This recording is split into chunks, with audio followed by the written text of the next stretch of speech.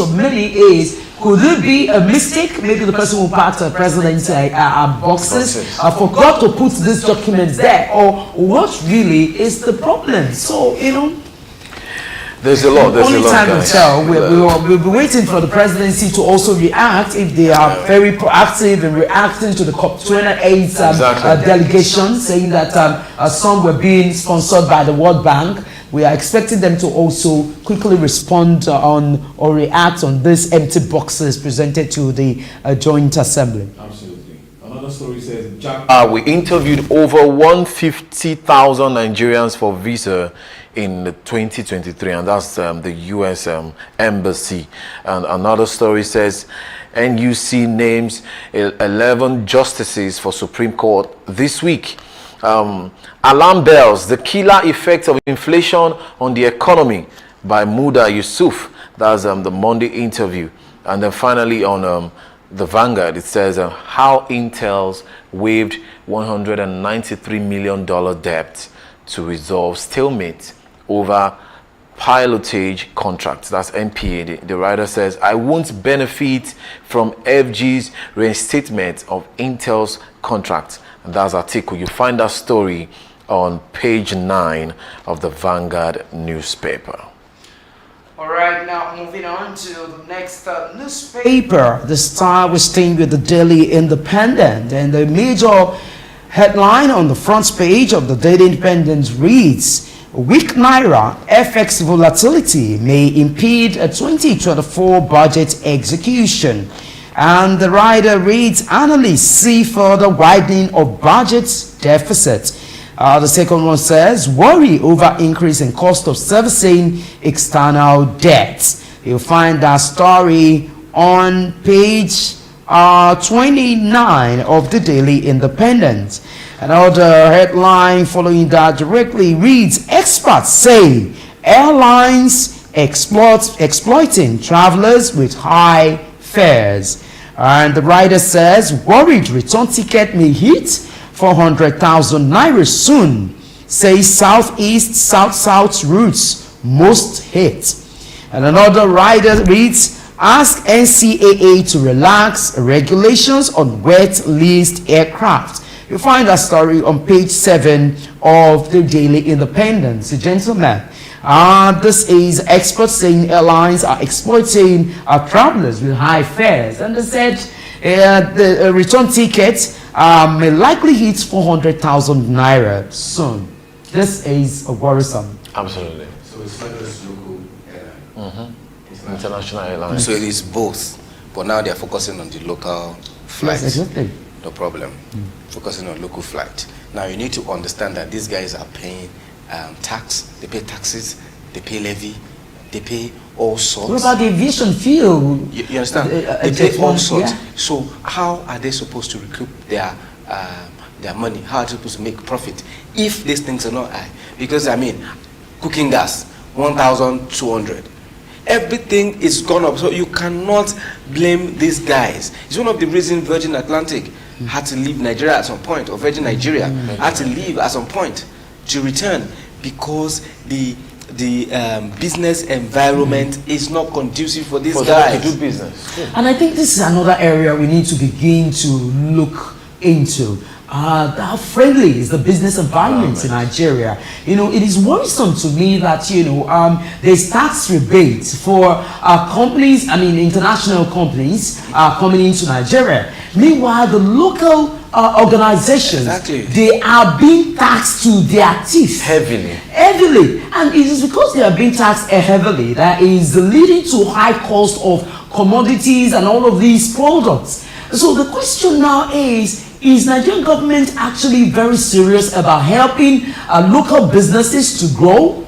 This is a 1 million naira question begging for answer, and we would need the government to begin to look at this, because it's gradually looking like the government itself is the one killing its local businesses, because you cannot give like a 6 months tax rebate to foreign organizations, and that is why for me I fear this is the reason why many of these organizations are now shutting down in Nigeria. Many now move to South Africa, they move to neighboring countries, and they begin their business there because they know that they will have about 6 months tax rebates. So what is government doing to encourage local businesses in Nigeria?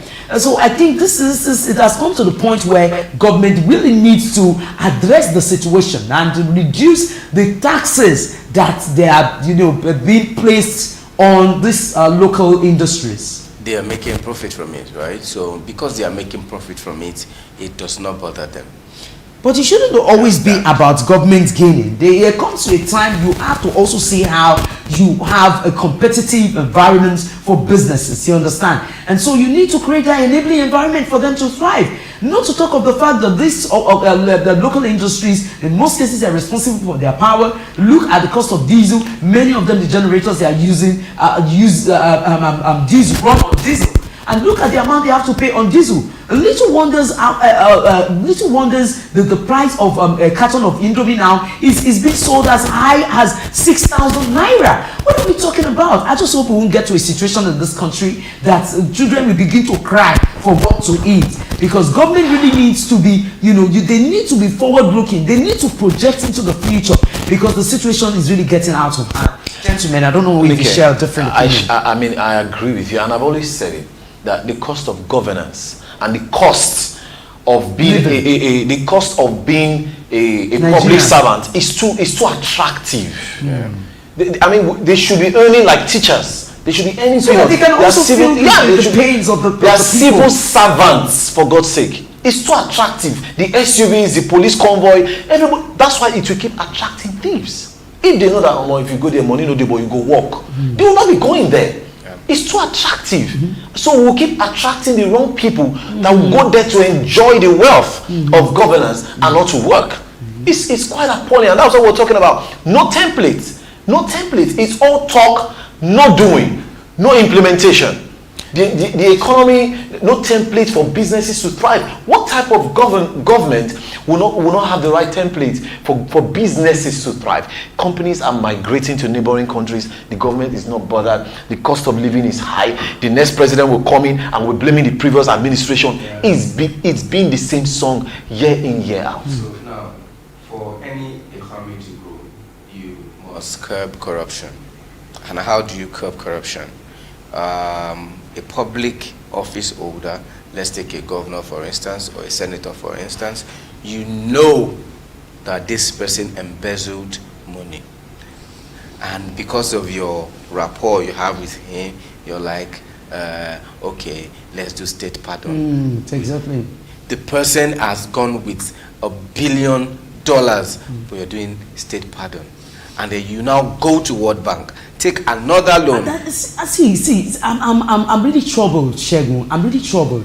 I was amazed that the president, when presenting the budget, was saying that the budget is going to run on still borrowed funds. Who does that? I don't understand how we work in this part of the world. Who does that? How many families sustain on borrowed monies? On loans. It's not realistic. And then I think, if they ask me, I am going to say that we should begin to embrace capital punishment for any individual found to be corrupt. I think that's the only way to go. For the politicians or whoever found wanting in regards to corruption, let them be killed. I had an opportunity to be at the Chinese embassy, and the man started telling us how they were able to get to where they are, that they have development in China.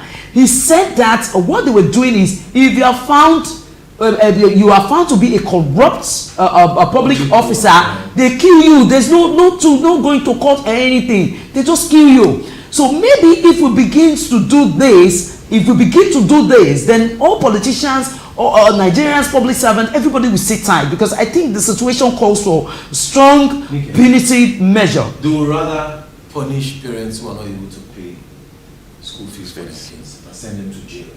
Than to send a public officer you who need, is found. You need the number one man in the country to be upright. So, right? yes. If the number one man in the country is upright, then he can say, boldly say, if you're corrupt, you face this. If you're corrupt. But if the number one man himself is not clean, is not upright, I mean, how do you want You to know do what, that? Shebu, we cannot say the number one man is not clean. No, I'm just saying. No, I'm just saying. I'm not saying our His Excellency is not upright. I'm just saying, because I mean, corruption did not start now. Oh, yes. It started years before now. So Okay. if the number one man at that point had said, okay, if he's upright and clean, and he says amend this constitution, put this in it, nobody's above the law. Because even him himself will also face the wrath if he's found wanting. So the person that will do that has to be ready for the consequences. Well, you see, this is my take. Either number one man, what I'm just saying is that those that are in power now, they need to develop the political will to ensure that corruption is in fact reduced to the barest minimum. Do you understand? So that corruption does not kill us as a country. Look at the rates Nigerians are migrating. Because I'm afraid someday we wake up and there's no country in Nigeria because if care is not taken. So we need somebody to stand up to say that, you know, what needs to be done must be done. And the person should be prepared too that is also going to be, you know, is also going to face the consequence. You understand? So, I mean, we just need to further ahead better and rebuild this country in Nigeria. Okay, now still staying with the Daily Independent, another headline reads, Kano Guba poll, Northern lawyers warn Tinubu Supreme Court against one-party state.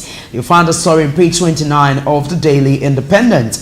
And following that story directly, PDP lambast federal government over 1,411 delegates at COP28. As the what we've been talking, find the story on page 7 of the Daily Independent.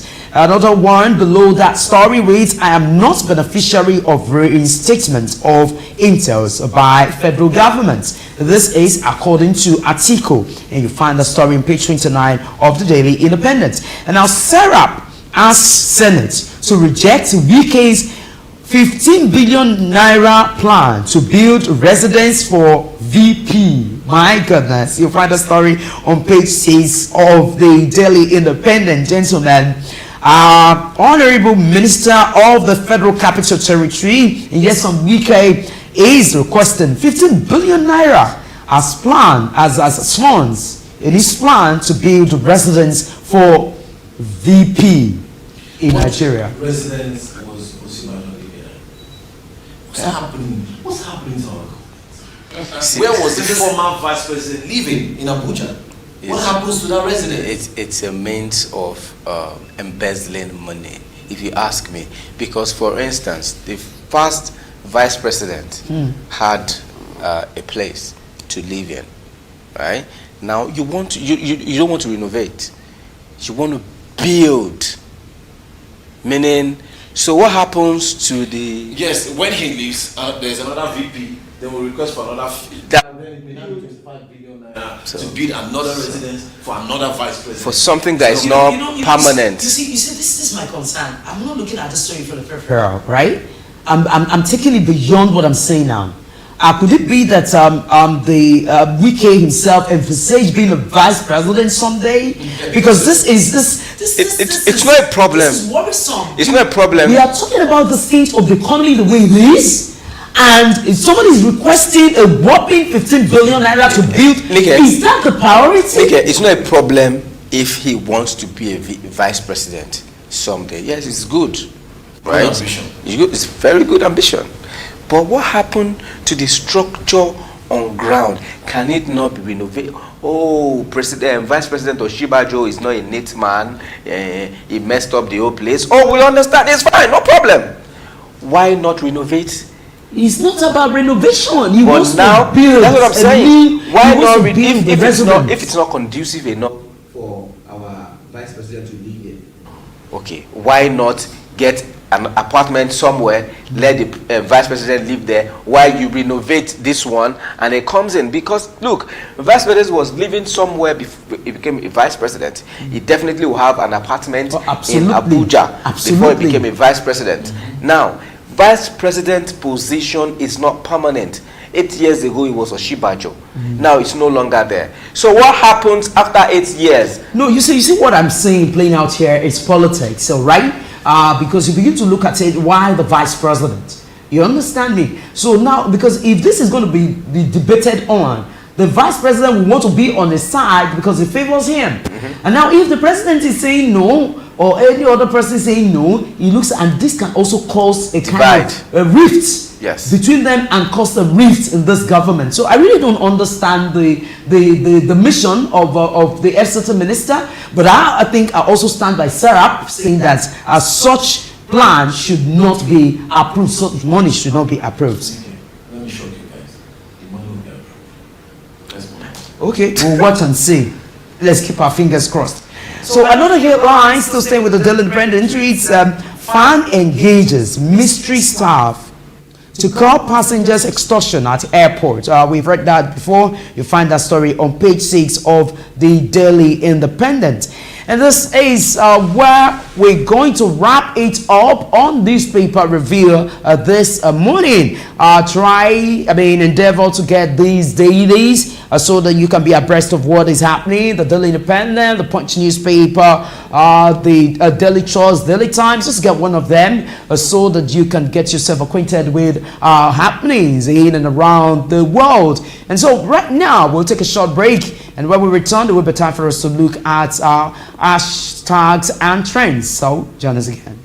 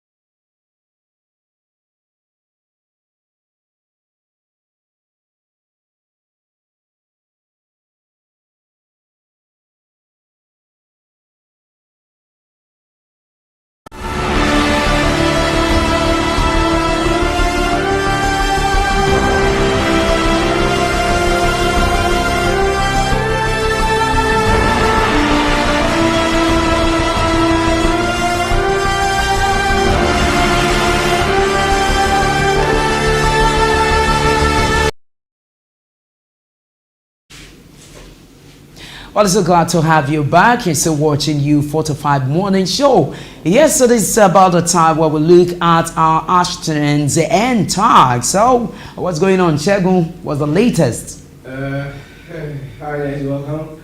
So now, you see, the problem we've been facing, okay, not really facing, with the online in-laws, because I mean, everybody online, we're all online in-laws. So now, the issue with Israel DMW and his wife.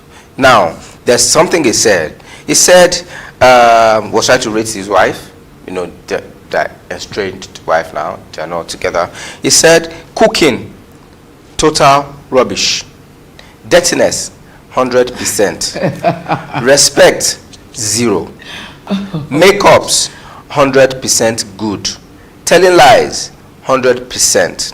They now said, any man who nears you dies untimely death, except if I didn't pay your full bride price, except if there's no Edo ancestors. Okay.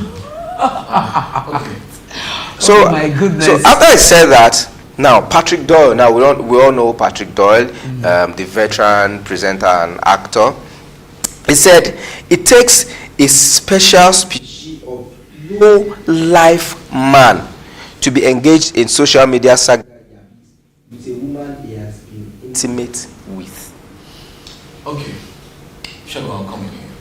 I might agree with Patrick Doyle, partially only, partially.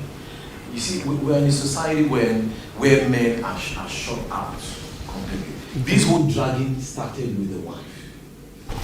She came out to drag the husband, saying that he was stingy, he doesn't pay her bills or whatever.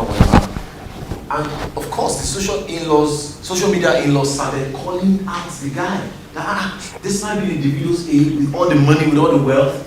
So you are still stingy to your own bride. Now, wow, you know, a lot of men would have been quiet. But this guy felt that no, it makes no sense. It's not every time a man should be quiet. And he decided to respond by saying, look, when I met my wife, she was using a normal Android phone. I got an iPhone 11 and upgraded to iPhone 14 back then. And he mentioned some of the things, and people started saying, hey, this man talks too much. The issue is, the first place, the issue is not with this guy. The issue is why take your private lives Online. To the public. It will be out of control, and you will still want to respond. The wife is still going to respond to this. He's going to come back to respond. For how long are we going to keep doing that? So it makes no sense. Like we've talked about it in this show before. If you're having issues in your marriage or your relationship, stay away from public eye. Call families together, settle your differences, and move on. That's my take on this. You know what? This just brings brings on board the need for every man and woman to watch out for values, the right values in one another. You see, a lot of people just rush into marriage. You know, they are carried away with the glamour, the glitz. That on my wedding day, I want to wear long, dress. I want to look this. I want to look that. I want a rich man. Not going the extra mile to know what really makes up this very man. Because there's some people that they give for the public.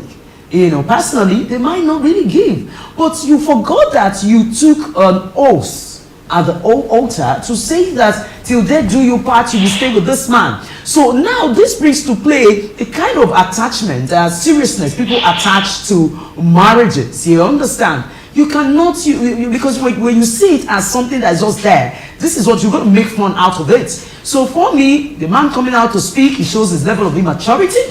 The lady coming out to bring their family issues out, it shows a level of immaturity. How long has this marriage lasted? How long have they been married? Do they even have children? No. That the answer is no. And here they are. It means that they were not even truthful. They don't even know themselves before they started the was only 21. So Blessing CEO said something. He said, if Israel was not connected to Davido in any way, you would not have married him. Exactly. That's just like I said, the glitz and glamour is what, and you see the thing is, she herself, most ladies, you need to be convinced about the man you want to use the rest of your life with. But a lot of people go into marriages for contracts. They go into marriages for security. They go into marriages because of, I want my family members to know that I have arrived, I've married a rich man. Then the man too, oh, I want them to know that I married a beautiful girl. Now for the man now coming out to say makeup 100%, disrespect for man, this. Is he a lecturer in? I don't understand. But he didn't mention the fact that he married a virgin. He said it. He says that all the time, but he didn't put it here. This is just childish. All right. Well, our time is fast spent. I think this is all we'll take on hashtag and trends. All right, let me say many thanks to you, Shego. Just as a recap to what we have treated on hashtags and trends. If you want to marry, be sure that you're convinced. Be sure that the values that you have is what you get in the man or the woman that you want to live the rest of your life with, or else it's going to be a garbage in, a garbage out. So this is the situation. So we might laugh about it. It might look like a mock, but come on, this is reality. It's happening. So if you don't want it to happen to you, you begin to guard against it. Just like the popular saying that says, look before you leap. So let's begin to look before we leap so we don't fall into a gutter. All right, so we'll take a short break now, and when we return, it will be time for us to look at our topic of discussion, of course, with our guest, Olusegun Okunade. So join us again.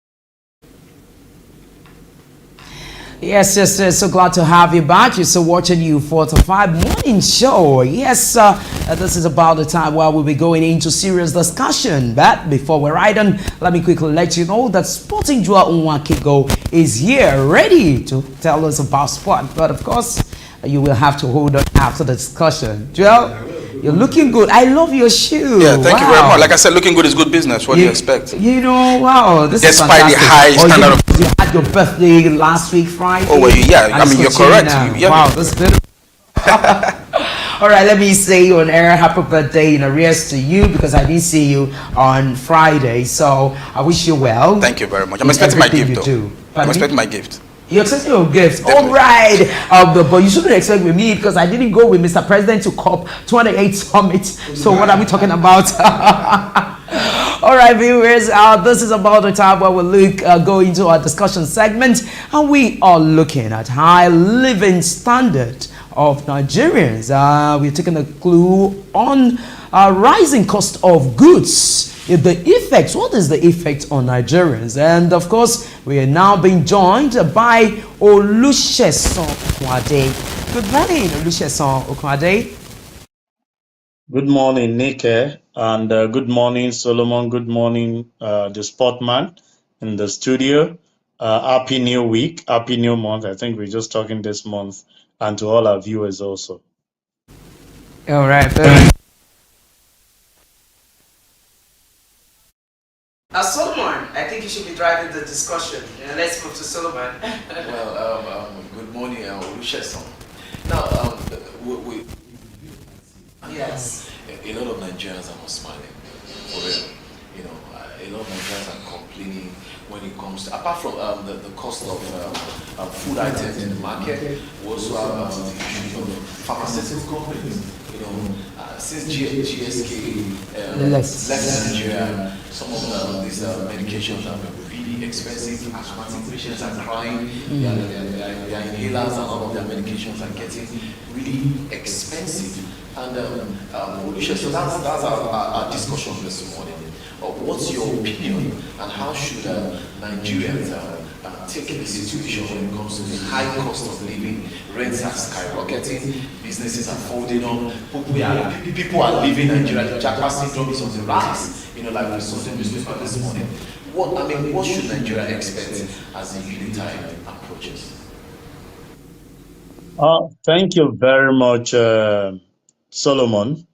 I think it's affecting practically all of us, both the rich, the middle class, the lower class.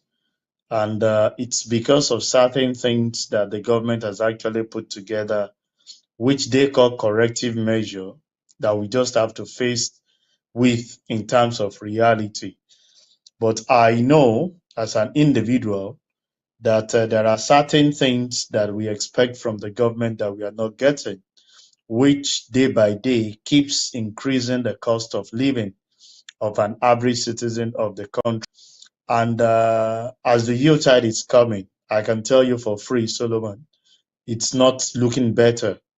It's not looking better. As at, was it a Friday, I learned a bag of rice goes for about 57, 58,000 if you must get one. And other ingredients, you cannot just go near them. And it's not just getting clearer to us, knowing fully well certain measures that this administration has actually promised, but we are not getting. But be that it may, we can only encourage the citizen on the path that this is not the best time to overbear one another. Is a time to show understanding as family, as children to parents, because when issues like this happen, it has defied the monetary ideologies, the economic know-how that we know, but we are only awaiting what it will look as we enter into the new year with the new budget that has actually been put before the National Assembly to review for implementation in the new year to come. If things will get better, I think we'll be looking at after the first quarter. But this is the Christmas that we just have to play very low. And if you ask me, very, very gentle in all that we do.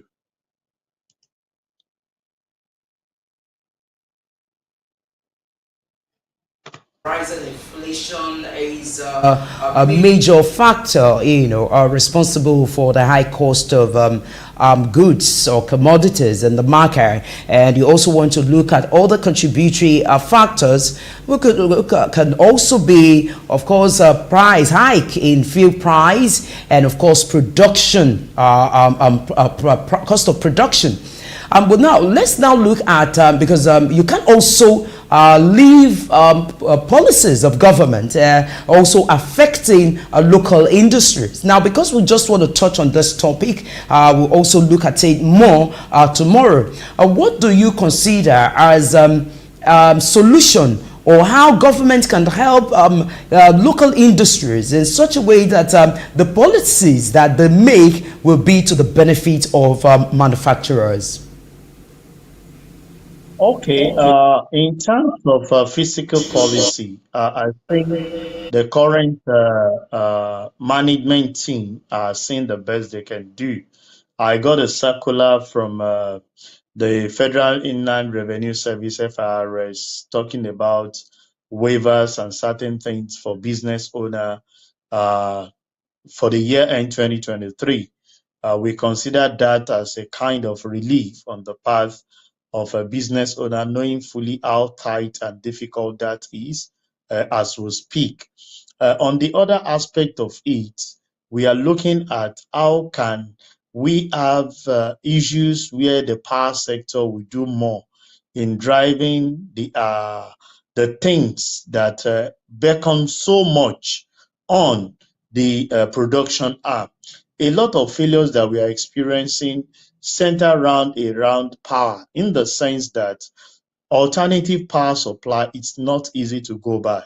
A liter of diesel is as high as over 1,000 naira, and even if you are using the PMX, you are spending as much as 600 naira. So you factor that in when we used to buy it at 300, 400, and 150 naira as we speak. So for me, the government policy that we have actually been requesting to drive is how can we have a refinery functioning. Don't forget also that what bordered on this thing is the importation of practically everything we are doing, that we are not producing anything locally. And there is no how you can even produce locally and compete favorably with other products that are coming in. So this is another large that we just need, the government need to just consider.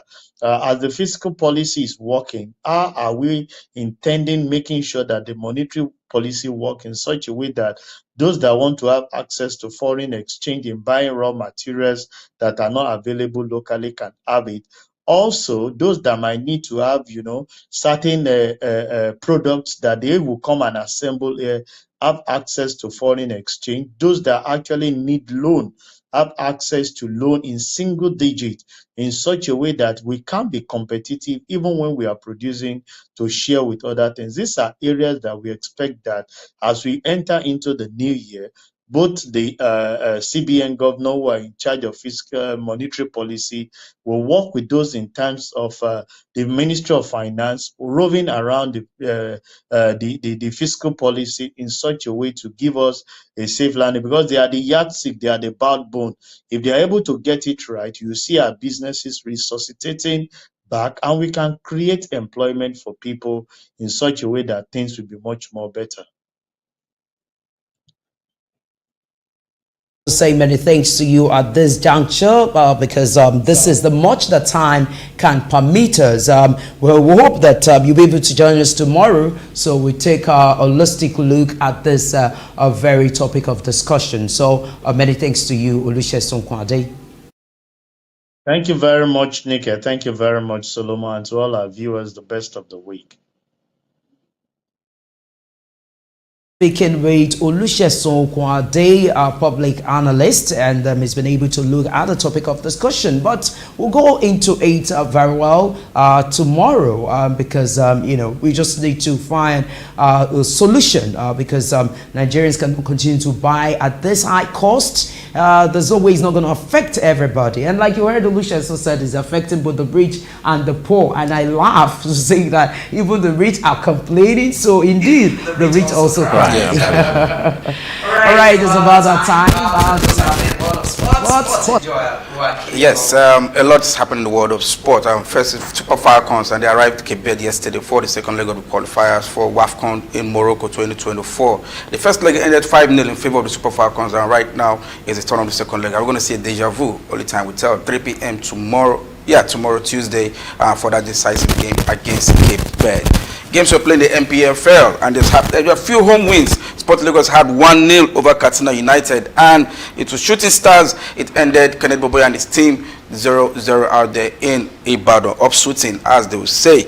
And the Remo Star had a win over Plateau United 1-0, and you have Bayelsa 2-2 ended against Abia Warriors. And somewhere else in Akwa United was 1-1 against Kwara United, and also Gombe lost at home 5-2. And something remarkable in that game, you had an 18-year-old player that scored 5 goals. Yeah, this is the first time such is happening. Abdullahi, he had 5 goals, just 18 years old. I think such a player should be invited to the national team, probably under 17. I agree with you. He was. I mean, that's a record breaker for exactly. For and that's the first time we're having some players scoring 5 goals in a game. Particular match. Absolutely, the guy is a brilliant lad, and he should be given all the support. Exactly. And they should be celebrated. Exactly, you're right. What we don't do that we should do is the need to continue to encourage people who have given us fantastic records. Yeah. So it should be celebrated. Exactly. And that win by Remo Star took them to the top of the table, and you have Doma United and Lobby Stars, and the bottom 3 Heartland is still sinking at the bottom 3, and Bayelsa United, also Niger Tornadoes. But I think it's too early to look at the team that will relegate. It's just week 11. For me, I don't know what will happen at the end of the week. You have 38 games to play in the MPFL. Well, I think it's too early. It's too early to write off certain teams. I mean, it's a long way to go. Like I always say, it's not a sprint; it's a marathon. Exactly, not a sprint. Also in the EPL, it was goal galore for teams. Manchester City ended 3-3 against Tottenham Hotspur. I don't know what happened. A lot of people feel Guardiola is not living up to his billing. I don't know about that. And Liverpool had the win against Fulham for 3. And Chelsea, yes, Chelsea, somebody smiling out there in the studio, and his name is Chef Mo. Yeah, exactly. They won their game yesterday 3-2 against almighty Brighton. But yeah, we didn't see that coming. I thought Brighton was going to win. Yeah, I mean, I'm happy for Chelsea. It's been a long time they have experienced that type of joy that the fans experienced yesterday. Yeah. But it's still early days. Hopefully, Chelsea is still building. Okay. So hopefully when they're getting the wins, they're still building. Yeah, they're still building. They have young players. Don't forget, many of the players came on board this season. Yeah. They have a new coach also. So hopefully they're able to find their momentum, and then we'll keep it going.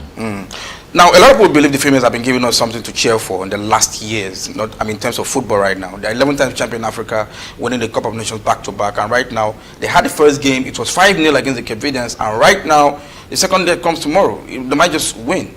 Of course, sometimes you need to look at the precedence that has been set. And so, and I think that just like they say, when you have done well, it is time for you to buckle up and do more. So I wouldn't be expecting less from them, other than for them to go again and bring the wins. So let me just tweak this a little bit. Now, the success they've been having in sport, can it happen in politics? Having like a woman president in Nigeria?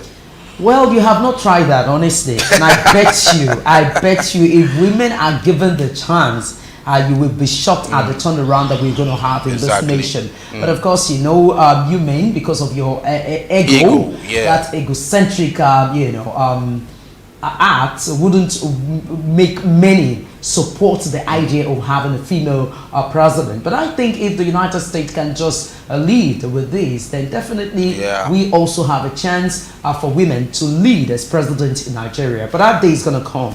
I have a dream that that day is coming where Nigeria is going to be president. I think we all have a dream. Anyway, that's all we could take for sports, and join Prince Will later in the day, 3 p.m. for Sports Hub. Thank you. All right, thank you so much. Sporting Joe Wakiko, that's how I call him. And I just love the way you were able to, quickly dot the I's and you were able to cross the T. And this brings us to the end of the program. I hope that we've been able to make your day today. If we have been able to do that, then remember to join us tomorrow same time where a U45 morning show will be there to make your day. Let me say many thanks to our producer, Sam Eze. Many thanks to, of course, Med Adidigba. Many thanks to also the cameraman on duty, Akin Fagboro. You guys are fantastic. I mean, without these guys, we won't be looking this fine and we won't be hearing our voice. So, many thanks to the production team. I'm Adenike Weye Ajiboye. I am Osage Solomon Wilfred. And I'm Joel Wan. And from all of us, have a beautiful day and stay safe.